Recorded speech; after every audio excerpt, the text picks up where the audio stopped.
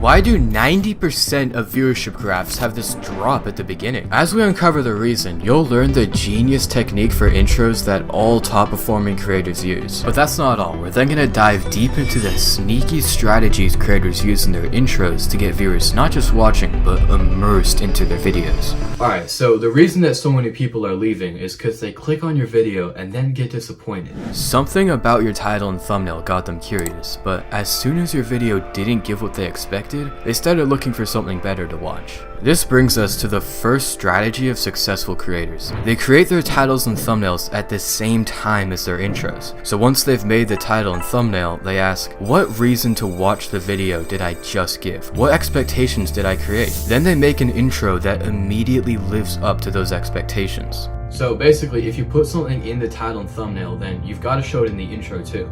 But now, there's something else you gotta do that's often overlooked. Sure, this title and thumbnail promises a train crash, but what else does it promise? What feeling? It promises action. Now take a look at it.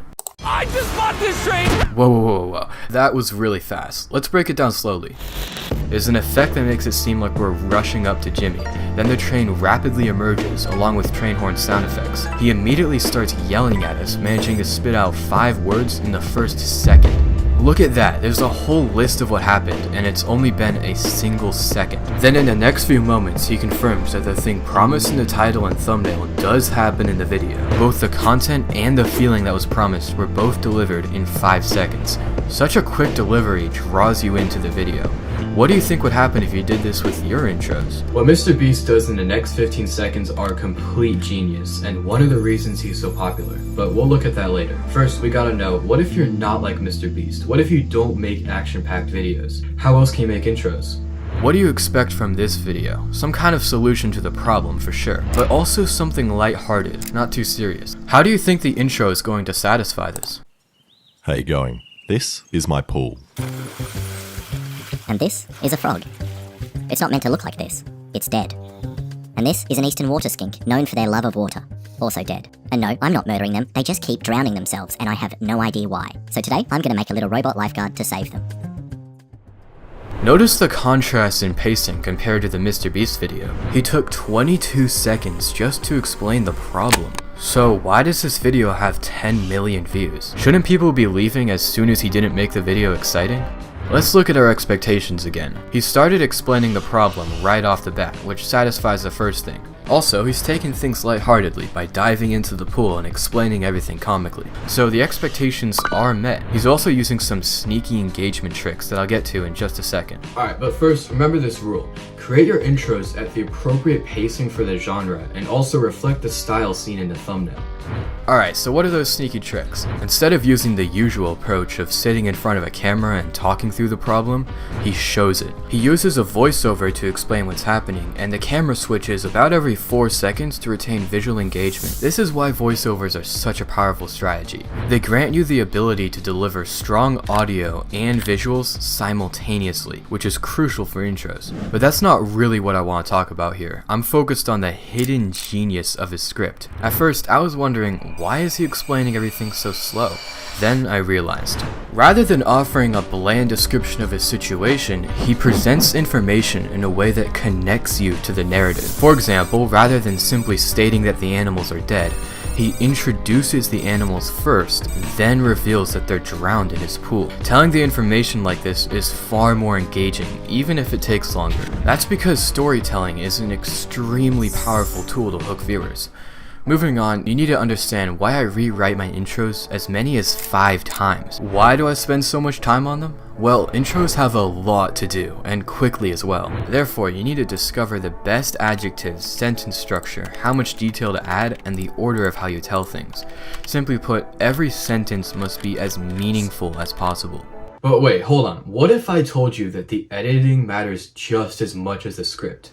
To prove it, let's look at a bare bones version of my intro. Now, you already saw the actual intro earlier, so try and notice what's missing in this one.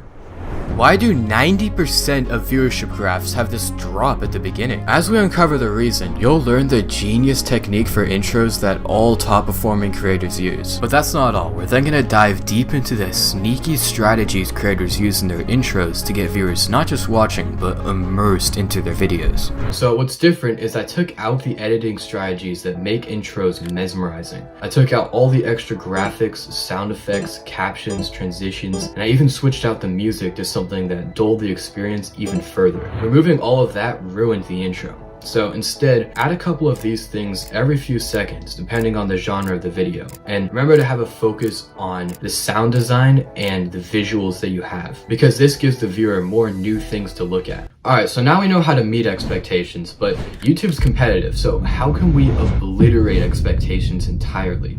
What do you think happens when you exceed expectations in the intro? You set a precedent which raises the bar for the entire video, giving viewers extra confidence that it's worth their time to watch. The first step is to know your audience. Think about who the people are that clicked your video. What else would they also want to know or see? Take some time in the intro to let viewers know that your video offers more value than just what you initially said it would. This might mean taking a different approach to titling your videos. It does make a lot of sense to wrap up everything that happens into a short sentence, but then there's nothing left to surprise people with in the intro. Also, describing everything in the title and thumbnail is often less interesting than just describing the coolest part. For example, MrBeast did this in that video I mentioned earlier. After meeting the expectations from his title and thumbnail in the first 5 seconds, look what he does. We're also crashing countless cars, blowing up thousands of sticks of real dynamite, and even putting 10 jet engines on a car, just to show you the most insane experiments of all time, starting with filling a house with over 100,000 fireworks.